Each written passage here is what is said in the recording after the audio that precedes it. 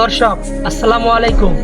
2026 football বিশ্বকাপে ব্রাজিলের 55তম প্রাথমিক স্কোয়াডে ডাক পেয়েছেন নেইমার জুনিয়র। নেইমার জুনিয়র ডাক পাওয়াতে আশায় বুক পেতে আছে তার ভক্তরা।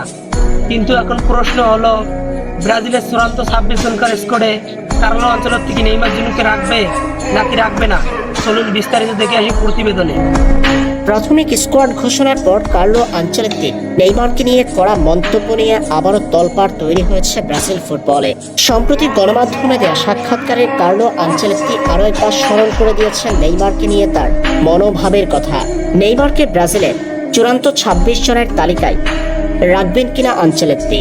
নেইমার ব্রাজিলের স্কোয়াডে জায়গা পাবেন কিনা সেটা জানা যাবে 18 মে। সেদিন দল ঘোষণা করবে ব্রাজিল। এর আগে কার্লো আনচেলত্তি নেইমারকে দলে রাখা না রাখা প্রসঙ্গে বলেন, এটা সম্পূর্ণভাবে তার উপর নির্ভর করে, আমার উপর নয়।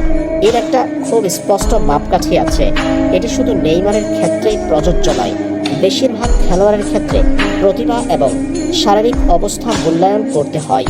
তার ক্ষেত্রে আমাদের শুধু শারীরিক অবস্থায় মূল্যায়ন করতে হবে, কারণ তার প্রতিভা প্রশ্নাতীত। নেইমার জুনিয়রকে নিয়ে তার মনোভাবের কথা এভাবেই জানিয়েছেন আনচেলত্তি। আরও একবার স্মরণ করে দিয়েছেন, বিশ্বকাপের দল ঘোষণার আগ পর্যন্ত ফিটনেস ধরে রাখতে পারলেই তারপরেই 26 বিশ্বকাপে ব্রাজিলের স্কোয়াডে জায়গা হবে তার।